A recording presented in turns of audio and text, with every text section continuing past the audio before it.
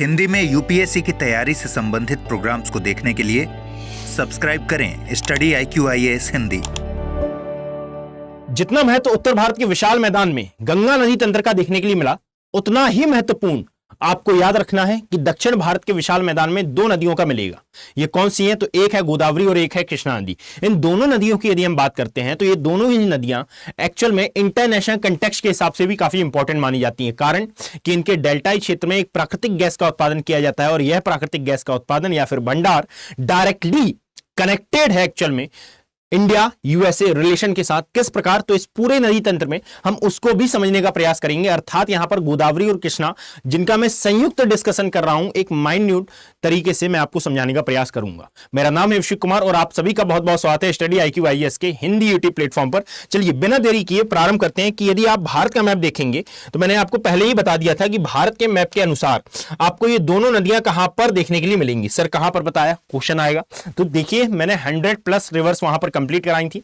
उस वीडियो को यदि अभी तक आपने नहीं देखा है और इवन यदि मेरी पूरी इंडियन ज्योग्राफी की सीरीज में कोई भी वीडियो अभी आपने नहीं देखा है या फिर देखा ही नहीं है, मैं मानकर चलता हूं, तो आप जाएं और उसको देखें। मैं गारंटी के साथ कहता हूं कि आपके नॉलेज को ये एनहेंस जरूर करेगी, आपके सोचने का दायरा बढ़ाएगी और यहां पर ये पूरी सीरीज आप सभी के लिए, जितने भी यूपीएससी एस्पिरेंट हैं या फिर जितने भी स्टेट पीसीएस के एस्पिरेंट हैं, उनके लिए यह कारगर साबित होगी। इसको आप अपनी आंसर राइटिंग में भी पुट कर सकते हैं, जितनी भी मैंने चीजें बताई हैं एक क्रमबद्ध तरीके से। और यदि कुछ भी डाउट होता है, कुछ भी क्वेरी होती है, तो आप मेरा टेलीग्राम चैनल ज्वाइन कर लें। वहां पर आप कम्युनिकेट कर सकते हैं कि सर मुझे यहां पर XYZ एरिया में थोड़ी सी प्रॉब्लम आ रही है, तो मैं उसको भी क्लियर कर दूंगा। चलिए प्रारंभ करते हैं बिना किसी देरी की। यदि हम देखें तो यह है भारत का मैप और भारत के मैप के अकॉर्डिंगली दैट इज यह है उत्तराखंड वाला पोर्शन, यहां पर आता है नेपाल वाला क्षेत्र, यह है नॉर्थ ईस्ट इंडिया, यहां से बांग्लादेश चालू होता है, यह है लद्दाख, लद्दाख के बाद जम्मू कश्मीर, देन पंजाब, राजस्थान और फिर यहां गुजरात होते हुए यहां से प्रायद्वीपीय भारत अर्थात दक्षिण भारत का एरिया प्रारंभ होता है। Is that clear? इस पूरे मैप के अकॉर्डिंगली यदि समझने का प्रयास करें तो जो सबसे पहला डिस्कशन था दैट इज यह है सिंधु नदी तंत्र। अब इसका डिस्कशन कहां पर हुआ था? तो जब मैंने आपको पंजाब प्लेन कराया था ना, तो इसके बारे में मैंने पूरा का पूरा डिस्कस आपके साथ किया था कि एक्चुअल में इसके मध्य में दोआब क्षेत्र मौजूद दिखाई देता है। और फिर यदि आप देखेंगे तो ये सिंधु नदी तंत्र विवाद एक्चुअल में है क्या। अब सिंधु नदी तंत्र विवाद पर मैं एक वीडियो भी लेकर आऊंगा। यहां से आपको देखने के लिए मिलती है ब्रह्मपुत्रा रिवर, जो कि भारत और चाइना रिलेशन से डायरेक्टली कनेक्टेड है। और यहां पर गंगोत्री ग्लेशियर से एक और रिवर का ओरिजिन आपको देखने के लिए मिलेगा, दैट इज गंगा रिवर, जो कि बांग्लादेश में जाकर कहलाती है पद्मा। और इन दोनों की संयुक्त धारा मिलकर करती है सुंदरवन डेल्टा का निर्माण। परंतु यहां पर बांग्लादेश ये क्यों बोलता है कि एक्चुअल में सुंदरवन डेल्टा का निर्माण ब्रह्मपुत्रा नहीं अपितु ब्रह्मपुत्रा और गंगा नहीं अपितु मेघना द्वारा किया गया है। कारण यह है कि इनके पूर्व भाग से अर्थात मणिपुर राज्य से एक नदी का ओरिजिन होता है जिसे कहा जाता है मेघना या फिर बराक नदी। ये अंत में आकर मिलती है, दैट इज वाई कि इसका नाम लास्ट में हो जाता है मेघना। अब यहां पर मैंने ये भी बताया था कि भाई सतपुड़ा और विंध्याचल के आसपास से आपको दो रिवर्स आती हुई देखने के लिए मिलेंगी। और ये कौन सी हैं? तो एक ऊपर वाली है नर्मदा और नीचे वाली आपको देखने के लिए मिलेगी ताप्ती। ऊपर से और भी कई रिवर आती हैं जैसे कि साबरमती और माही, जो कि कर्क रेखा को 2 बार काटती है। पश्चात इसके यहां पर याद रखें कि ये वाला जो स्थान है इसे कॉल किया जाता है नासिक। और नासिक में एक पहाड़ी आपको मौजूद देखने के लिए मिलती है जिसका नाम है त्र्यंबक पहाड़ी। और त्र्यंबक पहाड़ी से एक रिवर का ओरिजिन होता है दैट इज कॉल्ड क्या? गोदावरी नदी। और ये गोदावरी नदी कुल मिलाकर 4 राज्यों यानी कि महाराष्ट्र के बाद तेलंगाना के बाद छत्तीसगढ़, जी हां, छत्तीसगढ़ की दक्षिणी सीमा ये बनाती है। पश्चात इसकी जाती है आंध्र प्रदेश में और राजमुंद्री के निकट अपना मुहाना बनाएगी। इसके पश्चात याद रखें कि यहां पर आपको दिखाई देती है महाबलेश्वर चोटी। कहां पर? महाराष्ट्र में ही। और यहां से भी एक रिवर का ओरिजिन होता है दैट इज कॉल्ड, इसे नाम दिया जाता है एक्चुअल में कृष्णा रिवर। और यह कृष्णा नदी और गोदावरी नदी का डेल्टा मिलकर प्रायद्वीपीय भारत के सबसे बड़े डेल्टा का निर्माण करता है। याद रखें, प्रायद्वीपीय भारत का सबसे बड़ा डेल्टा है ना, या फिर इसी को आप नाम दे सकते हैं भारत का सबसे बड़ा डेल्टा।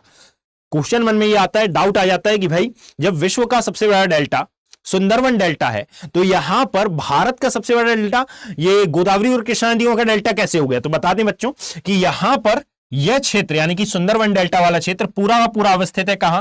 बांग्लादेश वाले एरिया में। हां, भारत से इसका कुछ पोर्शन लगा हुआ है, जैसे कि यदि आप वेस्ट बंगाल को देखेंगे, आप त्रिपुरा को देखेंगे तो कुछ पोर्शन अवश्य आता है, परंतु ये सिचुएटेड नहीं आता। बेसिकली ये स्थित है कहां पर? बांग्लादेश में। दैट इज वाई कि यहां पर यह डेल्टा क्षेत्र अर्थात गोदावरी और कृष्णा नदियों का डेल्टाई क्षेत्र सबसे ज्यादा महत्वपूर्ण हो जाता है और सबसे ज्यादा बड़ा माना जाता है पूरे के पूरे प्रायद्वीपीय भारत के नदी तंत्र में। अब जो आने वाला वीडियो रहेगा वो हमारा बेसिकली आधारित रहेगा इस कावेरी नदी तंत्र पर, है ना। अब आने वाले वीडियो में मैं कई छोटी रिवर्स के बारे में और मेनली इस कावेरी नदी के बारे में डिस्कस करूंगा। इससे जुड़ा हुआ एक जल विवाद भी है जिसका नाम है कावेरी जल विवाद। तो चलिए शुरू करते हैं बिना किसी देरी के, हम इन दोनों ही नदी तंत्रों को समझना, अर्थात यहां पर गोदावरी और साथ में कृष्णा नदी तंत्र। सबसे पहले हम गोदावरी का डिस्कशन करते हैं कि भाई यदि आप गोदावरी पर नजर मारें तो एक्चुअल में महाराष्ट्र में एक प्लेस है जिसका नाम है नासिक, और यह नासिक कहां पर स्थित दिखाई देगा आपको? तो पश्चिमी घाट पर्वत पर यह नासिक आता है, और जब यहां से उद्गम लेती है तो मैं यहीं पर अब इसकी सहायक नदियां भी प्लॉट करता जाऊंगा, अर्थात इसकी जो सबसे महत्वपूर्ण ट्रिब्यूटरी मानी जाती है, सबसे महत्वपूर्ण सहायक नदी मानी जाती है, दैट इज कॉल्ड प्रवरा। और प्रवरा इतनी महत्वपूर्ण सहायक नदी क्यों है? क्योंकि यहां पर आपको याद रखना है कि ये जो प्रवरा है एक्चुअल में यह इसमें सबसे पहले अपना जल गिराती है, अर्थात इसका उद्गम होता ही है कि यह सहायक नदी आ जाती है और इसको सहारा देती है कि भाई मैंने अपना जल आप में विसर्जित किया। क्लियर? इसके पश्चात याद रखें कि ये जिस स्थान में मिलती है उस स्थान को नाम दिया जाता है प्रवरा संगम। क्लियर? क्या नाम दिया जाता है? प्रवरा संगम। इसके आगे जब आप चलते हैं तो अब यह है गोदावरी रिवर एक्चुअल में 4 राज्यों में प्रवाहित होगी, और इन 4 राज्यों के नाम मैंने आपको पहले बताए हैं। सबसे पहले यह महाराष्ट्र में, और महाराष्ट्र के कई इंपॉर्टेंट सिटीज भी इसी के तट पर दिखाई देंगी। मैं आपके लिए एक वीडियो लेकर आऊंगा जिसमें पूरे भारत की जो सबसे इंपॉर्टेंट सिटीज हैं, जैसे कि सूरत हो गया, है ना, अंकलेश्वर हो गया, अहमदनगर हो गया, ये सभी एक्चुअल में किस नदी के तट पर स्थित हैं? हैदराबाद मूसी नदी के तट पर आता है, पुणे मुल्ला मुत्ता नदी के तट पर आता है। तो इनकी लोकेशन सहित मैं उसमें एनालिसिस करूंगा। वो वीडियो अभी कुछ ही दिन में अपलोड हो जाएगा। तो जब तक के लिए हम आगे बढ़ते हैं कि भाई यहां पर यह है गोदावरी की सबसे महत्वपूर्ण सहायक नदी देखने के लिए मिली आपको प्रवरा। इसके पश्चात यह प्रवाहित होती है कुल मिलाकर 4 राज्यों में, और यह जाती है और आंध्र प्रदेश में राजमुंद्री के समीप यह अपना मुहाना बनाती है, अर्थात अपने डेल्टा का निर्माण करती है। अब यहां पर एक प्लेस इंपॉर्टेंट हो जाती है, दैट इज यह है राजमुंद्री। और राजमुंद्री के ही समीप यदि आप देखेंगे तो इसी तटीय क्षेत्र में, जस्ट अ सेकंड इसको मैं थोड़ा सा साइड कर लेता हूं नहीं तो हौच-पौच हो जाएगा। राजमुंद्री के ही समीप इस नदी के डेल्टाई क्षेत्र में आप पुडुचेरी का एक जिला देखते हैं जिसका नाम है यनम। क्लियर? और जब आप आगे की ओर आते हैं तो इस एरिया में आपको एक वाइल्ड लाइफ सेंचुरी भी देखने के लिए मिलेगी, that is Coringa wild life sanctuary. यह है कोरिंगा वाइल्ड लाइफ सेंचुरी। आप जस्ट अ सेकंड मैं यहां पर लिख देता हूं, पूरा नोट डाउन कर देता हूं। यह जो कोरिंग वाइल्ड लाइफ सेंचुरी है एक्चुअल में ये आंध्र प्रदेश में आती है, परंतु याद रखिएगा कि आंध्र प्रदेश सरकार ने इसको वर्ल्ड हेरिटेज साइट बनाने के लिए एक 7 सदस्यीय समिति का भी गठन किया है। और ये क्या है भाई? तो एक्चुअल में किसी भी क्षेत्र को यदि वाइल्ड लाइफ सेंचुरी बनाना है तो उसके कुछ मानदंड होते हैं, कुछ मापदंड होते हैं। इन मापदंडों को यदि वह संबंधित क्षेत्र पूरा करता है तो ही उसे वर्ल्ड हेरिटेज साइट का दर्जा दिया जाता है। तो वर्ल्ड हेरिटेज साइट के लिए जो मानदंड एक्चुअल में आवश्यक है, आंध्र प्रदेश राज्य सरकार ने उन सभी मानदंडों को पूरा करने के लिए 7 सदस्यीय समिति बनाई है, और यह भी कहा है कि यदि कोई भी कमी इसमें रह जाती है। अब ऐसा सबसे पहले कि एक्चुअल में आंध्र प्रदेश राज्य सरकार ऐसा कर क्यों रही है? क्योंकि यदि आप इस कोलिंग वाइल्ड लाइफ सेंचुरी को देखेंगे तो यहां पर बहुत से इंपॉर्टेंट जीव आपको देखने के लिए मिलते हैं। जैसे मछली पकड़ने वाली एक बिल्ली होती है ना, वो भी यहां पर मौजूद दिखाई देती है। उदबिलाव एक प्रकार का पशु होता है, यहां पर मौजूद है।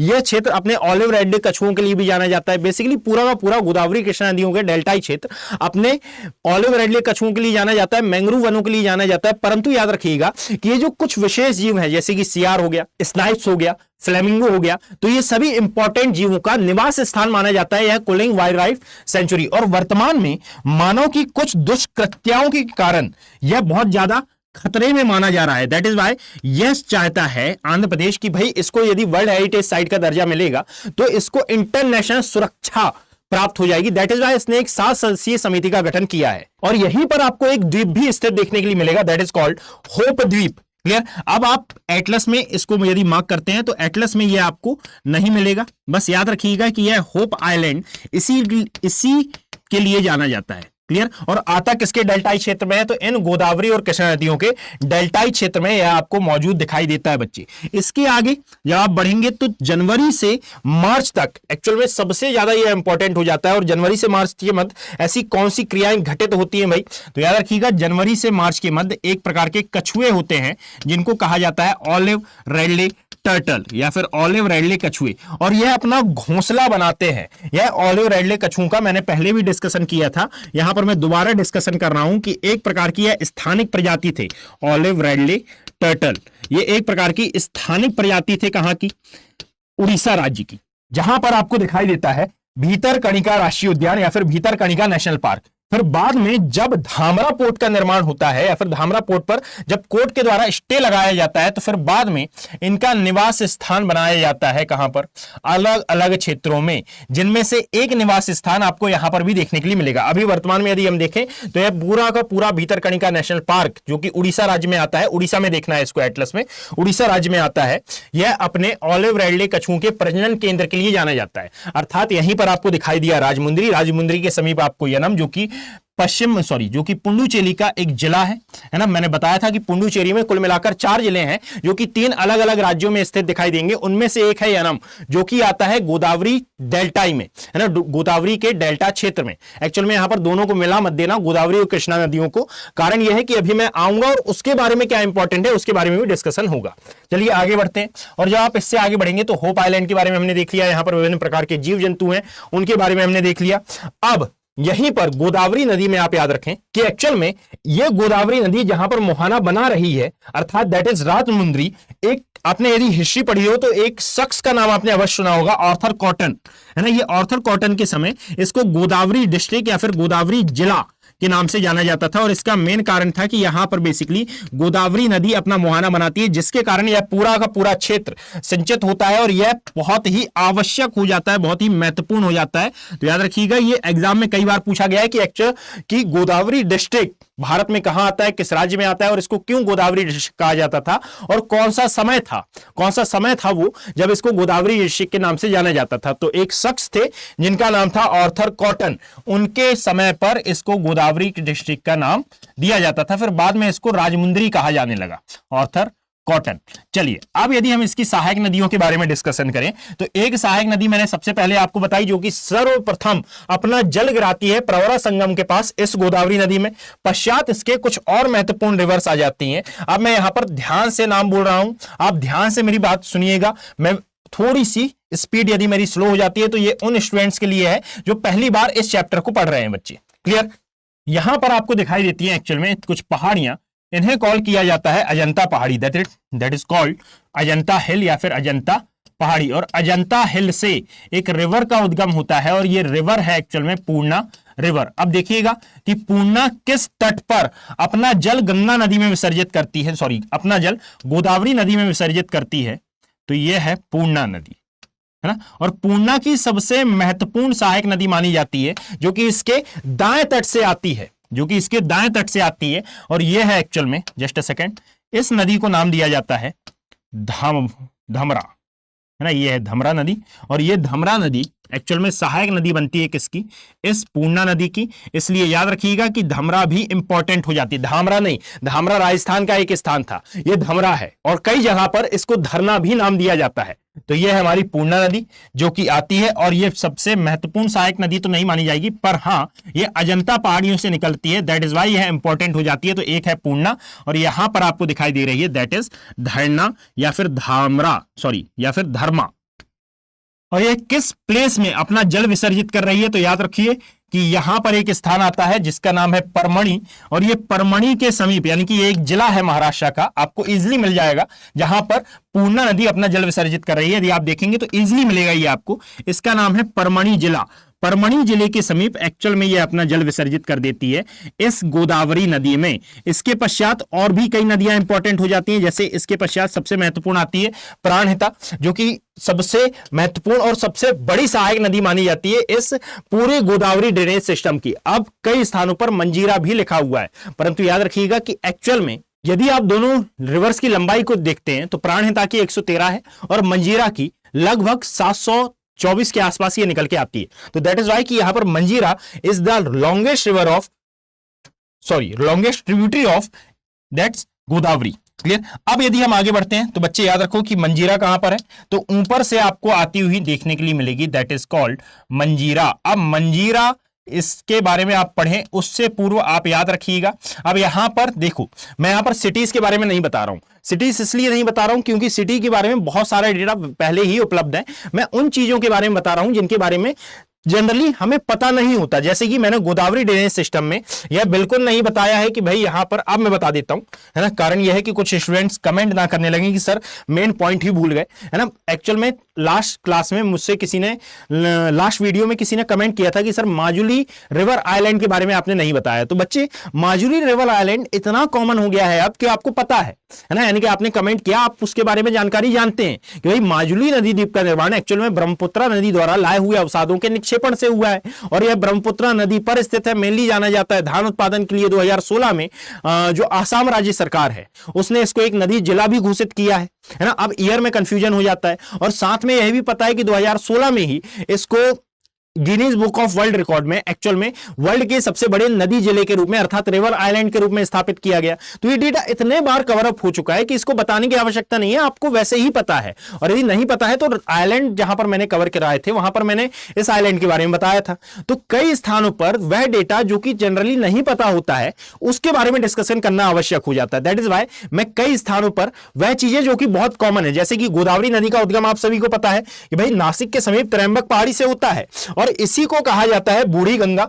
इसी को कॉल किया जाता है क्या, इसी को कहा जाता है दक्षिण की गंगा। अब इसके पीछे का रीजन जान लीजिए कि एक्चुअल में बूढ़ी गंगा और दक्षिण की गंगा इसको क्यों नाम से संबोधित किया जा रहा है। तो एक्चुअल में जिस प्रकार महत्वपूर्ण है उत्तर भारत के विशाल मैदान की दृष्टि, उत्तर भारत के विशाल मैदान में जिस प्रकार महत्वपूर्ण है गंगा नदी, चाहे वो इरिगेशन सिस्टम हो, चाहे वो वहां की अर्थव्यवस्था हो, या फिर चाहे वो गंगा नदी का प्रवाह क्षेत्र हो, चाहे वो मानव अधिवास हो अथवा वहां की बायोडायवर्सिटी हो, जितना महत्व उत्तर भारत के विशाल मैदान में गंगा का है सेम वैसा ही महत्व आपको गोदावरी रिवर का भी देखने के लिए मिलेगा। दैट इज वाई इस गोदावरी रिवर को दक्षिण की गंगा कहा जाता है। बूढ़ी गंगा कहलाने का क्या अभिप्राय भाई? तो हिमालय एक नवीन स्थलाकृति है, अर्थात इसको हम यंग फोल्डेड माउंटेन का नाम देते हैं। परंतु पेनिनसुलर इंडिया, शायद आपको पता हो, इसमें एक स्थान है छोटा नागपुर का पठार का सिंह भूमि प्रदेश। इसको वर्ल्ड का सबसे ओल्डेस्ट पार्ट माना जाता है, सबसे एंशिएंट पार्ट है। क्यों? क्योंकि इसका जो शीतलन की प्रक्रिया है वह आर्कियन युग में ही प्रारंभ हो गई थी। दैट इज वाई जब छोटा नागपुर पुराना है तो यहां पर मिलने वाली विभिन्न प्रकार की स्थलाकृति, चाहे वो सतपुड़ा हो चाहे विंध्यान हो, ये सभी ओल्ड में आती हैं, अर्थात ये यंग नहीं है। तो यहां से निकलने वाली नदियां, अब जनरली गोदावरी को भी देखा जाए तो ये हिमालय की नदियों की भांति ही एक नदी की धारा है जिसको नाम दिया जाता था विंध्यन। ये विंध्यन इस प्रकार से प्रवाहित होती थी, परंतु हम ये मानते हैं कि जब ऐसे नहीं, सॉरी, ऐसे प्रवाहित होती थी। क्लियर? हम ये मानते हैं कि जब हिमालय का ही निर्माण नहीं हुआ था तो गंगा कैसे आ गई भाई? गंगा एक नदी की धारा थी जिसका नाम दिया जाता है इंडो शिवालिक। मैंने प्रीवियस वीडियो में इसको कवर किया है गंगा ड्रेनेज सिस्टम में। अब इंडो शिवालिक हमने मान लिया कि प्राचीन नदी है या फिर पुरानी नदी है, परंतु इसका ओरिजिन तो हिमालय से हो रहा है ना। तो इसीलिए हम मानते हैं कि गंगा नदी एक्चुअल में क्या है? एक नवीन नदी है, यानी कि नवीन स्थलाकृति है, तृतीय क्रम की स्थलाकृतियों में यह आएगी। अब इसी प्रकार पेनिनसुलर इंडिया पुराना है तो पेनिनसुलर इंडिया में प्रवाहित होने वाली नदियां भी पुरानी मानी जाती हैं, अर्थात ये ओल्ड रिवर हैं। दैट इज वाई इसको क्या कॉल कर लिया जा रहा है, क्या कॉल किया जा रहा है? बूढ़ी गंगा। सेम इसी प्रकार आपको इसकी लंबाई भी पता हो गई भाई कि भाई पूरे के पूरे भारत में यदि हम लेते हैं तो गंगा की लंबाई है 25 किलोमीटर, यानी कि 2525 किलोमीटर। उसी प्रकार यदि हम गोदावरी की लंबाई लेते हैं तो इसकी लंबाई निकल के आती है 1465 किलोमीटर समथिंग। क्लियर? तो ये लंबाई के बारे में डेटा, ये फैक्चुअल डेटा, ये पर्याप्त मात्रा में मौजूद है। दैट इज वाई मैंने इसका डिस्कशन नहीं किया, परंतु अब मैं वो भी कर दिया हूं। चलिए आगे आते हैं। तो यहां पर ये जो प्राणहिता रिवर आपको एक्चुअल में दिखाई दे रही है, ये प्राणहिता रिवर 3 धाराओं से मिलकर बनती है और ये 3 धाराएं हैं। एक आती है हमारी पेनगंगा, दैट इज पेनगंगा, फिर एक आपको देखने के लिए मिलेगी दैट इज वर्धा, और वर्धा के पश्चात आपको मिलती है दैट इज ये हमारी वेन गंगा। यानी कि ये तीनों एक्चुअल में मिलकर, अब इस प्रकार नहीं है, मैं यदि इसको क्लियर करूं कि यहां पर तो मैंने डायरेक्टली बना दिया, परंतु यदि इसको हम करें तो वेन गंगा बाद में इससे आकर मिलती है, अर्थात यहां पर आगे की ओर आकर मिलती है, यह वेन गंगा। क्लियर है ना? जब ये तीनों ही मिलती हैं तो फिर इन तीनों की धारा संयुक्त धारा कहलाती है एक्चुअल में क्या? Ganga, sorry Pranhita. Is that clear? तो ये है एक्चुअल में गंगा गंगा का डिस्कशन थोड़ा ज्यादा हो गया, दैट इज वाई वही जुबान पे आ गया। तो यहां पर कौन कौन सी नदियां हैं, दैट इज, इसको नाम दिया जाता है बच्चे, जस्ट अ सेकेंड, इसे नाम दिया जाता है प्राणहिता, प्राणहिता। और यदि इसी प्राणहिता रिवर को देखेंगे तो इसी के तटीय क्षेत्र में एक महत्वपूर्ण नगर आपको देखने के लिए मिलेगा। यह है प्राणहिता, यह है वर्धा, वर्धा यादव, क्लियर। फिर आती है वेन। जब आप पेनगंगा नदी को देखते हैं तो इसके तटीय क्षेत्र में एक नगर आपको देखने के लिए मिलेगा, that is called Adilabad. Adilabad याद रखिएगा, आदिलाबाद आपको इजीली मिल जाएगा। जब आप इससे नीचे आते हैं तो यहां पर आपको एक अन्य रिवर भी मौजूद देखने के लिए मिलेगी, दैट इज कॉल्ड, इसे नाम दिया जाता है बच्चे मंजीरा रिवर का। और यदि बात की जाए इस मंजीरा रिवर की तो ये महत्वपूर्ण क्यों हो जाती है, इसके महत्वपूर्ण होने का कारण यह है कि यहां पर एक इसकी सबसे महत्वपूर्ण या फिर इसकी एक और महत्वपूर्ण सहायक नदी आपको देखने के लिए मिलती है और इसका नाम आता है बेसिकली, जस्ट अ सेकेंड, इसे नाम दिया जाता है तिरना। यह है तिरना रिवर और ये आती है हमारी कौन सी, दैट इज कॉल्ड मंजीरा रिवर।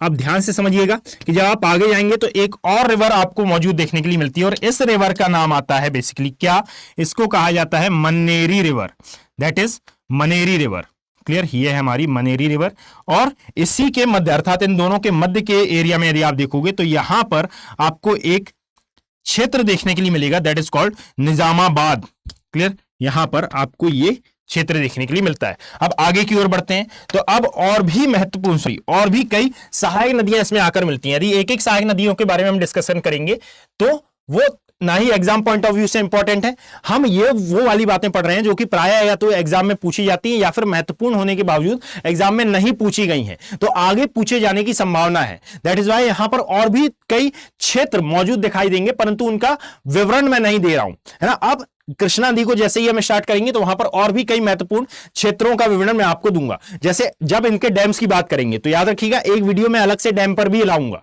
है ना, उसमें मैं ये पूरा का पूरा कंपाइल कराऊंगा और शायद वो पूरा का पूरा वीडियो लाइव होगा। तो जब हम उसका डिस्कशन करेंगे तो वहां पर हम देख लेंगे। चलिएगा देखना यहां पर ये जो मनेरी रिवर है, एक्चुअल में इसके नेमिंग मैं कर देता हूं। इसी मनेरी नदी के तट पर ही आपको एक और क्षेत्र देखने के लिए मिलता है और ये क्षेत्र बेहद इंपॉर्टेंट हो जाता है।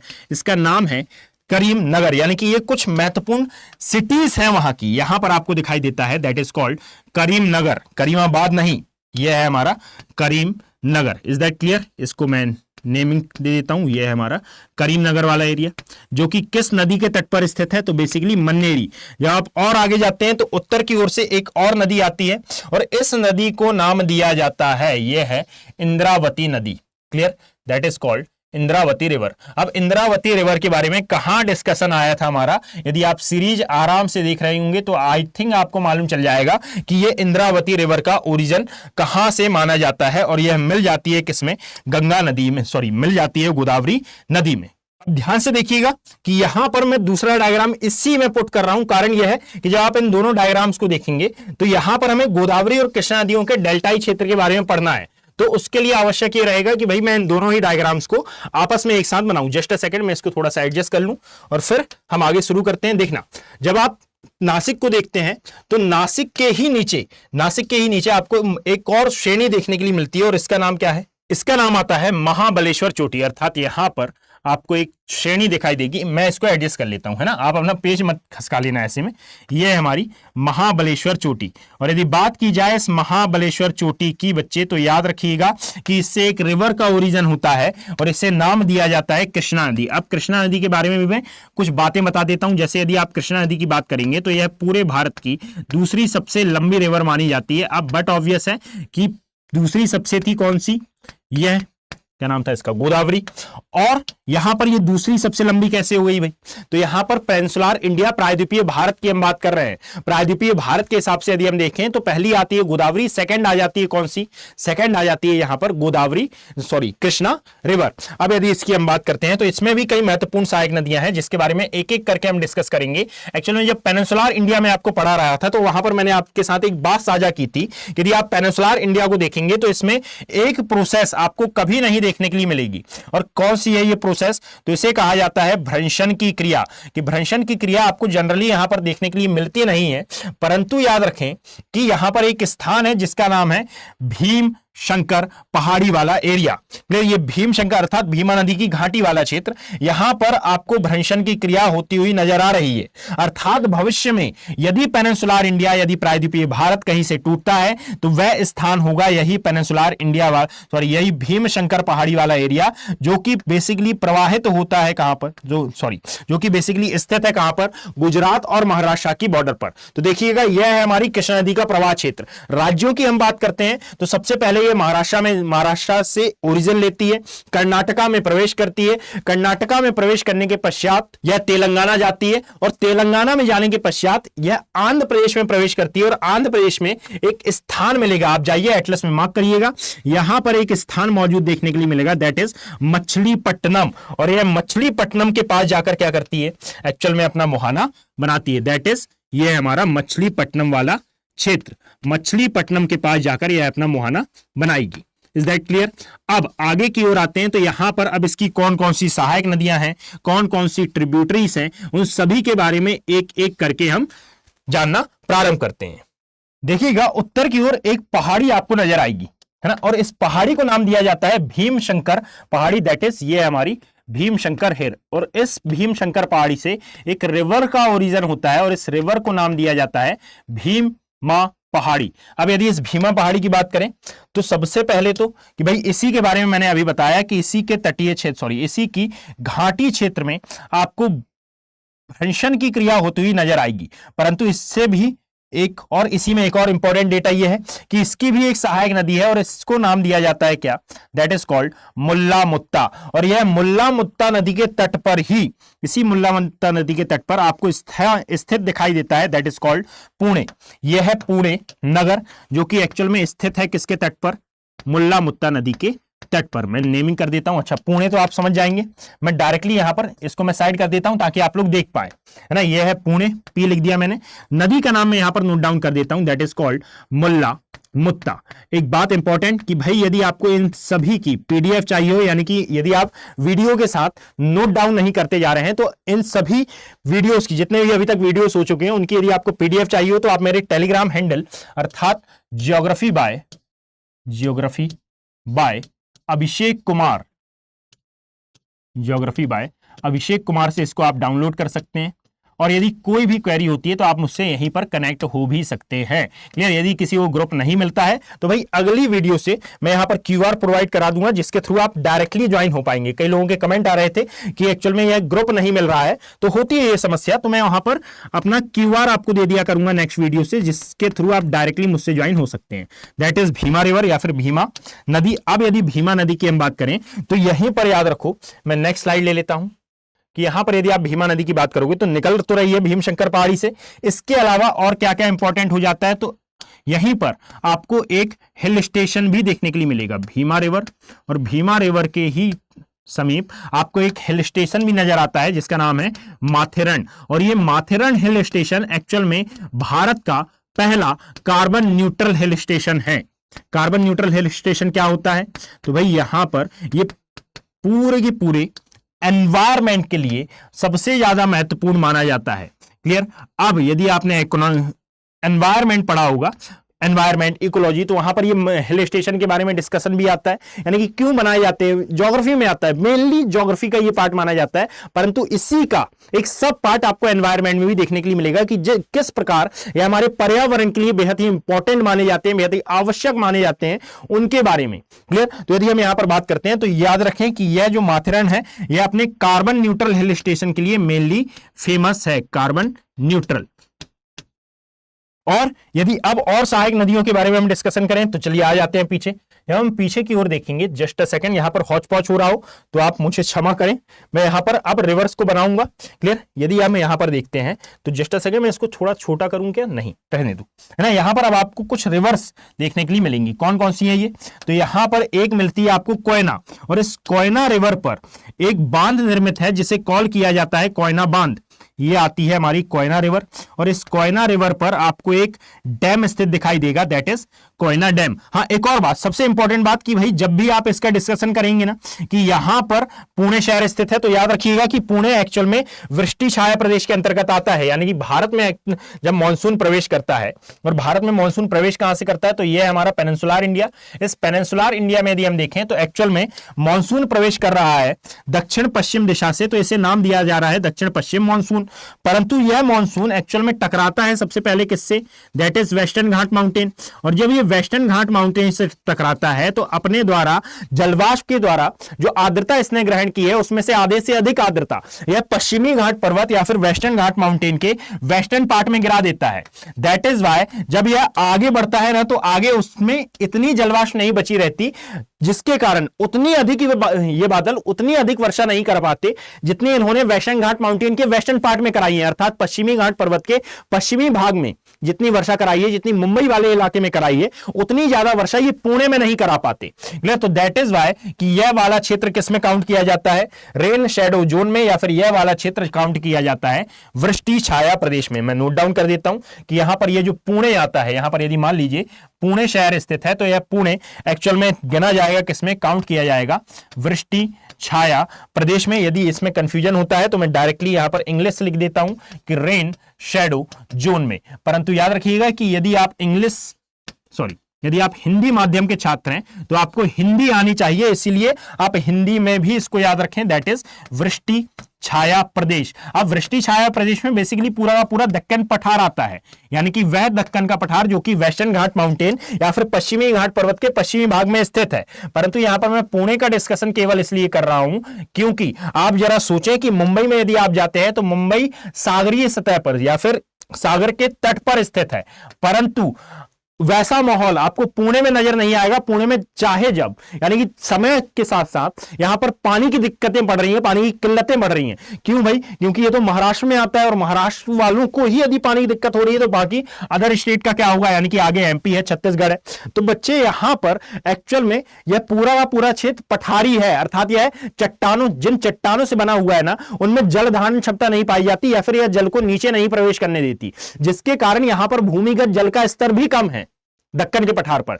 इसीलिए माना जाता है कि भाई जहां एक और मुंबई में बाढ़ आती है, उसी के विपरीत दूसरी ओर पुणे में आपको पानी की किल्लत महसूस होती है। यह क्षेत्र किसमें गिना जाता है, रेन शैडो जोन में या फिर वृष्टि छाया प्रदेश वाले एरिया में गिना जाता है। अब बेसिकली वृष्टि छाया प्रदेश को जब हम जलवायु पढ़ेंगे तो वहां पर हम डिटेल में डिस्कस करेंगे, परंतु यहां पर मैं वो डेटा जो कि इंपॉर्टेंट है, जो कि एसेंशियल है, आपको मालूम होना चाहिए, उसके बारे में बताता हूं। देखिएगा नीचे आपको एक रिवर देखने के लिए मिलेगी, दैट इज कॉल्ड कोयना। और यदि कोयना रिवर की बात करें तो यहां पर एक बांध स्थित दिखाई देता है, दैट इज कॉल्ड कोयना बांध। यहां पर आपको स्थित दिखाई देगा, इसे नाम दिया जाता है कोयना डैम या फिर कोयना बांध। ये इंपॉर्टेंट क्यों हो जाता है, क्योंकि विभिन्न प्रकार के एग्जाम्स में और साथ में ये करंट में हाल ही में चर्चा में था, दैट इज वाई ये इंपॉर्टेंट हो जाता है, और विभिन्न प्रकार के एग्जामों में भी इससे क्वेश्चन आए हैं। यूपीएससी ने भी एक बार पूछा था कि कोयना बांध किस नदी पर स्थित है, तो कई लोग यहां पर लगाकर आ गए थे।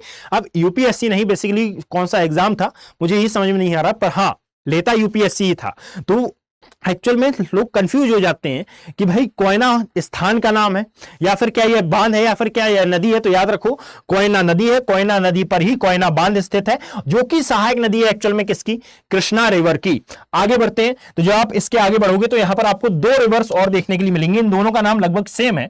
एक आती है हमारी घाट प्रभा, यहां पर मौजूद दिखाई देती है हमें घाट प्रभा, और घाट प्रभा के पश्चात एक अन्य रिवर है दैट इज कॉल्ड माल प्रभा। अब ये बोर्ड में छुप जाएगा तो इसीलिए मैं नीचे तक ड्रॉ नहीं कर रहा हूं। यदि नीचे, वैसे ये दोनों ही बड़ी बड़ी नदियां हैं, परंतु यहां पर मैं इसको एडजस्ट करूंगा कुछ इस प्रकार, तो यह नीचे चले जाएगा। तो यहां पर इसके नाम मैं नोट डाउन कर रहा हूं, कहां, इस वाले एरिया में, अर्थात ये है हमारी घाट प्रभा वाला क्षेत्र, घाट प्रभा, और एक का नाम मैं नोट डाउन करूंगा इस वाले एरिया में। जब मैं आपको ये पीडीएफ प्रोवाइड कराऊंगा तो पीडीएफ में ही आपको क्लियर दिखेगा, आप टेंशन मत लीजिएगा, ये पीडीएफ में आपको बिल्कुल क्लियर नजर आएगा। क्लियर, ये घाट प्रभा, और जब आप आगे की ओर आते हैं तो यहां पर आपको दिखाई देती है दैट इज माल प्रभा वाला क्षेत्र। और जहां पर ये माल प्रभा एक्चुअल में मिलती है किससे, इस कृष्णा नदी से, वहां पर एक डैम का भी निर्माण किया गया है। इस डैम को नाम दिया जाता है अलमट्टी बांध, यानी कि मैं यहां पर एडी काउंट कर देता हूं, एक डी लिख देता हूं, आप लिखिएगा कि यह है अलमट्टी डैम, है ना। इसको मैं नोट डाउन करता हूं, जस्ट अ सेकेंड, इसको मैं थोड़ा सा शिफ्ट कर लेता हूं। बच्चों गुस्सा नहीं होना, ये एक ही स्लाइड में बनाने के चक्कर में हुआ है ना, यानी कि एक स्लाइड में इसलिए क्योंकि ये दोनों ही रिवर्स बहुत ज्यादा इंपॉर्टेंट मानी जाती हैं और ये दोनों ही रिवर का डेल्टा एक साथ आपको दिखाई देता है, दैट इज वाई इसको मैंने एक साथ बनाया था। यह है अलमट्टी डैम, और अलमट्टी डैम एक्चुअल में स्थित है कहां पर, मालप्रभा और साथ में कृष्णा नदी के संगम स्तर पर यह आपको स्थित दिखाई देता है। सेम थिंग कि जब आप इस कोयना बांध को देखते हैं तो इसी में एक और नाम बहुत ज्यादा इंपॉर्टेंट माना जाता है, दैट इज कॉल्ड शिवाजी सागर, है ना, इसे शिवाजी सागर भी कहा जाता है, याद रखो, मैं बताना भूल गया था, इसे को कहा जाता है शिवाजी सागर भी।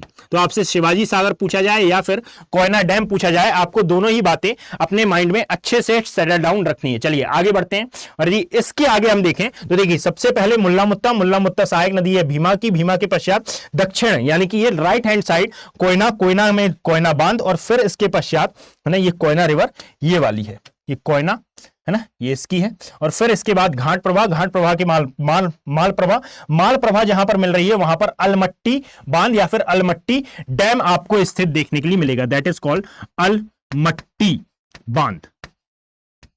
अब देखिए, अब मैं नेक्स्ट स्लाइड लेता हूं और यहां पर अब मैं बनाता हूं दोबारा से यह पूरी की पूरी कृष्णा रिवर। यदि आपको कहीं पर कंफ्यूज हो रहा हो तो देखिए, इसको हमने क्या नाम दिया, दैट इज महाबलेश्वर चोटी। महाबलेश्वर चोटी से, महाबलेश्वर हिर से एक रिवर का ओरिजिन हो रहा है और इस रिवर को नाम दिया जा रहा है बच्चे क्या, कृष्णा रिवर। और कृष्णा नदी से एक सहायक नदी इससे आकर मिल रही है, इससे या फिर कृष्णा नदी सबसे पहले 4 राज्यों में प्रवाहित हो रही है, महाराष्ट्र से ओरिजिन ले रही है, कर्नाटक में जा रही है, पश्चात इसके यह तेलंगाना में प्रवेश कर रही है और फिर यह आंध्र प्रदेश में प्रवेश कर रही है। Is that clear? और जब आप इस पूरे मैप को देखेंगे तो यहां पर अब हमने मछलीपट्टनम बनाया, अर्थात ये सभी डेटा मैंने पीछे लिखा है, यह है मछलीपट्टनम वाला एरिया। पश्चात इसके भीमशंकर पहाड़ी से यहां पर आपको दिखाई देगी, दैट इज भीमशंकर हिल या फिर भीमशंकर पहाड़ी। भीमशंकर पहाड़ी से एक रिवर का ओरिजिन हुआ जिसे नाम दिया गया, यह है हमारी भीमा नदी, और इसी में आपको प्रायद्वीपीय भारत का एकमात्र भ्रंश देखने के लिए मिलेगा। अब यदि गंगा नदी का नाम आ रहा हो तो बेटा वो भ्रंश घाटी है, ये मैं भ्रंशन की बात कर रहा हूं। गंगा नदी अपनी बनाई हुई भ्रंश घाटी में प्रवाहित होती है, ये मैं भ्रंशन की बात कर रहा हूं, अच्छे से आप ध्यान से सुनिएगा। इसी की एक महत्वपूर्ण सहायक नदी थी जिसको नाम दिया गया पूर्णा, और इसी पूर्णा नदी के तट पर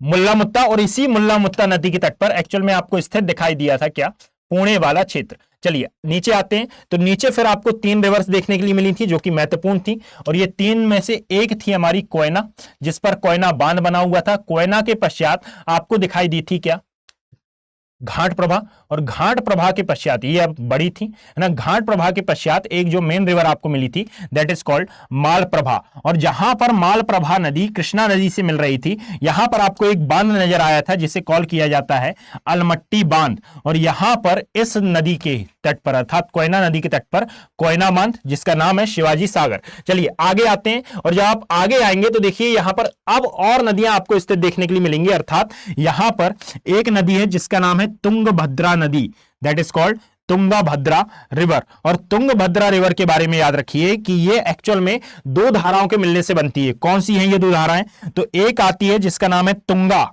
और एक आपको देखने के लिए मिलेगी जिसका नाम है भद्रा रिवर। क्लियर? और जब ये दोनों ही मिलती हैं तो इनकी संयुक्त धारा एक्चुअल में क्या कहलाती है, that is called Tungabhadra river. अब ये मैंने अलग से क्यों बनाया भाई, तो यहां पर आपको समझना होगा एक्चुअल में, जस्ट अ सेकेंड,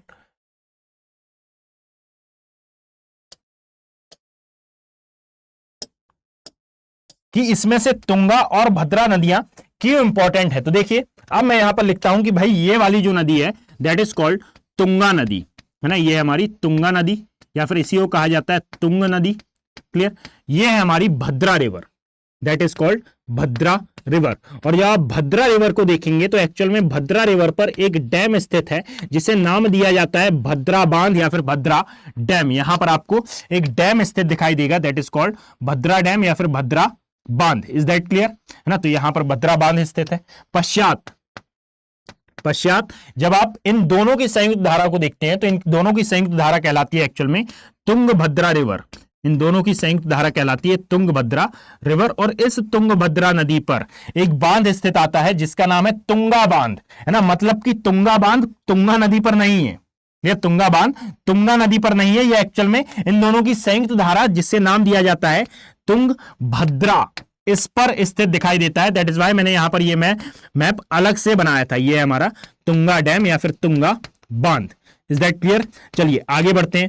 जब आप इसी से आगे जाएंगे तो देखिए जिस स्थान पर एक्चुअल में यह नदी अर्थात यह तुंगभद्रा नदी अपना जल विसर्जित कर रही है, कहां? कृष्णा नदी में, उस स्थान को नाम दिया जाता है श्रीशैलम। अर्थात यहां पर आपको स्थित दिखाई देगा श्रीशैलम वाला क्षेत्र। और यह श्रीशैलम क्यों इंपॉर्टेंट हो जाता है? क्योंकि इसी क्षेत्र में आकर कृष्णा नदी में विलीन होती है यह Tungabhadra river. Is that clear? Is that clear?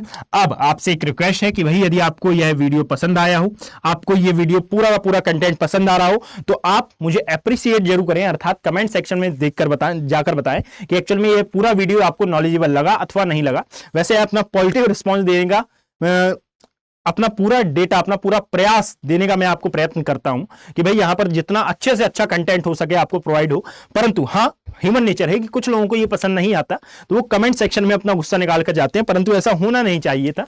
याद रखिएगा कि यहां पर यदि आपको ये पूरा डेटा पसंद आ रहा हो तो आप मुझे अप्रिशिएट जरूर करें, अर्थात यहां पर आप मुझे मोटिवेशन के तौर पर बताकर जाएं कि एक्चुअल में ये लगा कैसा। और यदि आप मुझे थोड़ा सा भी अप्रिशिएट करेंगे तो मैं और अच्छे से यह कंटेंट आपको प्रोवाइड करा सकता हूं।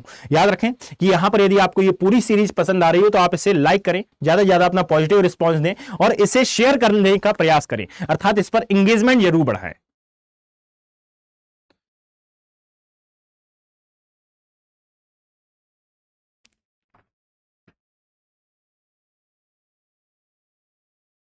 चलिए आगे शुरू करते हैं। यदि आप देखोगे तो अब आपको एक रिवर देखने के लिए मिलेगी, दैट इज, इसे नाम दिया जाता है, ये हमारी मूसी रिवर है ना, ये है हमारी मूसी रिवर। आपका ये वाला मैप यदि आप देखो तो ये पूरा मैप आपको geography bye Abhishek Kumar Telegram channel पर प्रोवाइड करा दिया जाएगा। और यहां पर ये जो मूसी रिवर है, याद रखें कि इसी मूसी रिवर के तट पर आपको एक क्षेत्र स्थित दिखाई देता है, दैट इज कॉल्ड, इसे नाम दिया जाता है हैदराबाद का। क्या नाम दिया जाता है? हैदराबाद। तो ये हमारा हैदराबाद, और हैदराबाद के बारे में कई बार पूछा गया है कि ये किस नदी के तट पर है, तो याद रखिएगा यह मूसी नदी के तट पर स्थित है बच्चे।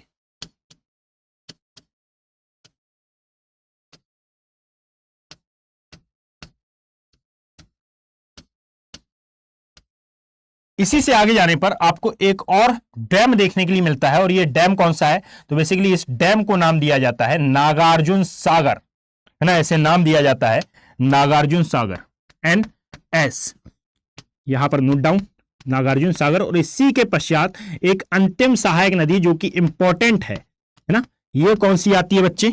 ये आती है हमारी एक्चुअल में मुन्नेरू रिवर। क्लियर? यहां पर आपको दिखाई देती है, ये है हमारी मुन्नेरू रिवर। ये किसी भी रिवर के संगम पर नहीं है, याद रखिएगा, ये कृष्णा नदी पर है नागार्जुन सागर। और फिर इस क्षेत्र को, है ना, यहां पर इसकी अभी नेमिंग कर देता हूं,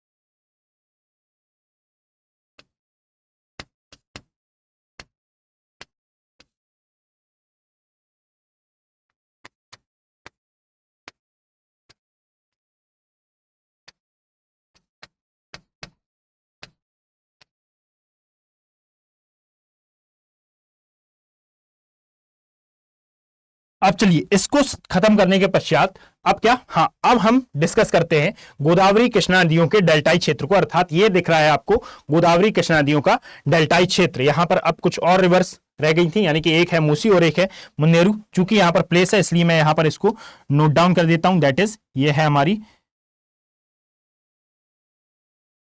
ये है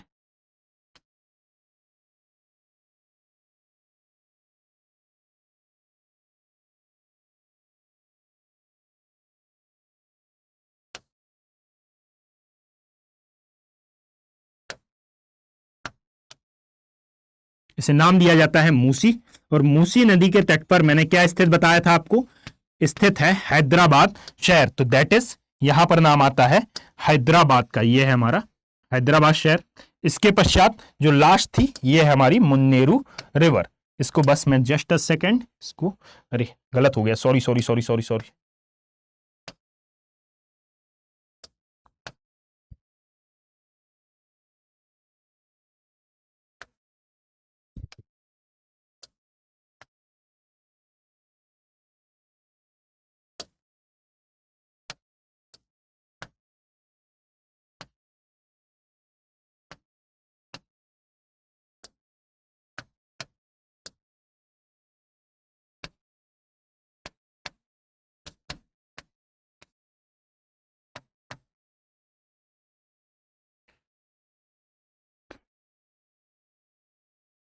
देखिए अब ये पूरा पूरा गोदावरी कृष्णा नदियों का डेल्टाई क्षेत्र है। यहीं पर आपको मध्य में, यानी कि जब आप यहां देखेंगे इस एटलस के अकॉर्डिंगली, सॉरी इस मैप के अकॉर्डिंगली यदि आप देखें तो इस मैप के अकॉर्डिंगली यह गोदावरी कृष्णा नदियों का डेल्टा इन दोनों के मध्य वाले एरिया में, अर्थात यहां पर आपको एक झील मौजूद देखने के लिए मिलती है। और इस झील को क्या कॉल कर लिया जाता है, तो याद रखें बच्चों की इसे नाम दिया जाता है कोलेरू लेक। और ये कोलेरू लेक बेसिकली इंपॉर्टेंट मानी जाती है। तो याद रखें कि यह वर्ल्ड की एकमात्र ऐसी झील थी जो कि पहले खारे पानी की हुआ करती थी, परंतु आज वर्तमान में यदि आप देखें तो वर्तमान में यह कैसी है, ताजे पानी की झीलों में काउंट की जाती है। और हाउ इज दैट पॉसिबल, यह संभव कैसे हो सकता है, तो याद रखें कि मैंने यह बताई थी, यह बात मैंने डिस्कस किया था अपने चैप्टर में कि भाई यदि आप यहां पर आते हैं तो यह जो पूर्वी तटीय मैदान है, एक्चुअल में यह किसका उदाहरण है, निर्गमन तटीय मैदान का उदाहरण है। और जो पूर्वी पश्चिमी तटीय मैदान है यह एक्चुअल में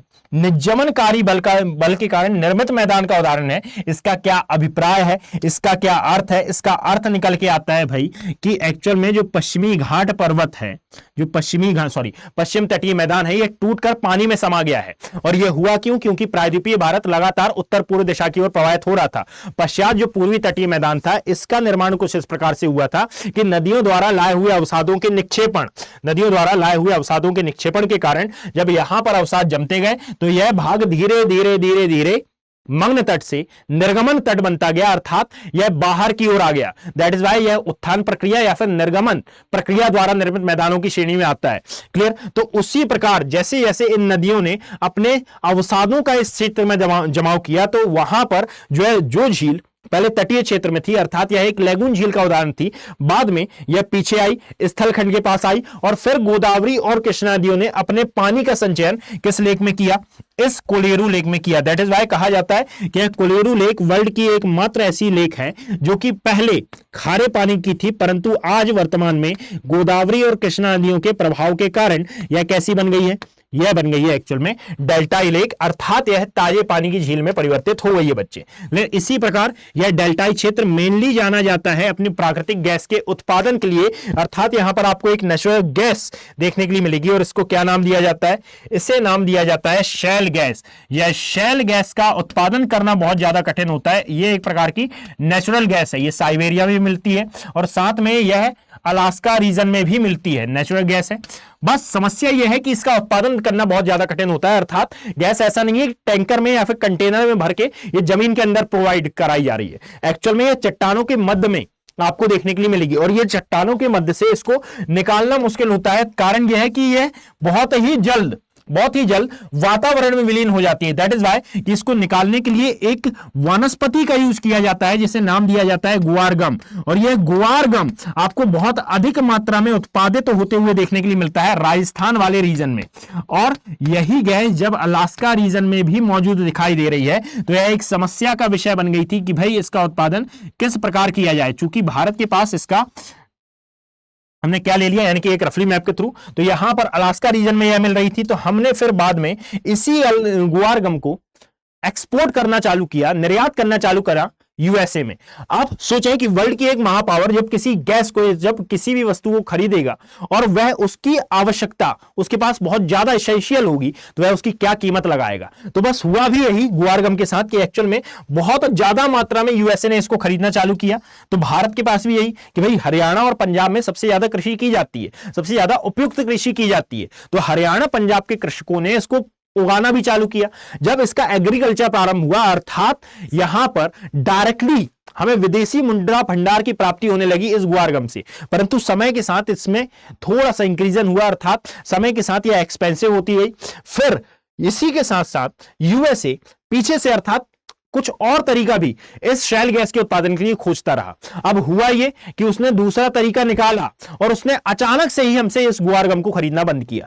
अब भारत के पंजाब, हरियाणा, यूपी वाले पार्ट के कृषकों का नुकसान ना होने पाए, दैट इज वाई भारत सरकार ने इसको खरीदा और एक्सपेक्टेशन से ये ज्यादा निकली। तो वर्ष 2013 के आसपास की यह बात है कि कहा जाता है कि भारत सरकार ने इस गुआर गम को इंडियन ओशन के बीच में ले जाकर छोड़ दिया था, अर्थात जितना संचित हो पाया कर पाए, परंतु जितना बचा उसको जाकर छोड़ दिया था। कारण यह है कि अब आप कुछ नहीं कर सकते। दैट इज वाई कहा जाता है कि यह जो शैल गैस है और यह जो गोदावरी कृष्णा नदियों का डेल्टाई क्षेत्र है, यह डायरेक्टली कनेक्टेड है किससे, इंडिया यूएसए रिलेशन से, अर्थात इसका इंटरनेशनल कनेक्शन भी आपको देखने के लिए मिलता है। अर्थात आज के इस वीडियो में हमने गोदावरी और कृष्णा नदियों के पूरा का पूरा एनालिसिस किया, इसको अच्छे से समझने का प्रयास किया, कौन कौन सी मेजर सिटीज हैं, कौन कौन से मेजर स्थान हैं, उनको समझने का प्रयास किया। याद रखें कि यहां पर मैंने 100+ वीडियो में, अर्थात इससे पहले के पहले जो वीडियो आया था वहां पर मैंने 100+ रिवर्स के बारे में डिस्कशन किया है। आप वो वीडियो जरूर देख लें।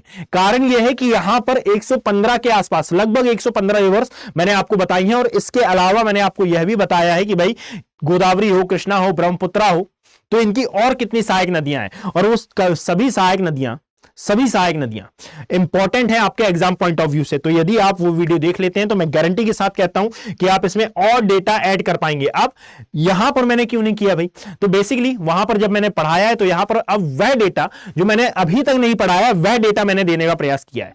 ठीक है, यदि आपको वीडियो पसंद आया हो तो आप इसे ज्यादा से ज्यादा लाइक करें, ज्यादा से ज्यादा शेयर करें और अपना पॉजिटिव रिस्पॉन्स देना ना भूलें। साथ में इसमें एंगेजमेंट बढ़ाएं, अर्थात आप एक शेयर इसको अवश्य करें। धन्यवाद। हिंदी में यूपीएससी की तैयारी से संबंधित प्रोग्राम्स को देखने के लिए सब्सक्राइब करें स्टडी IQ IAS हिंदी।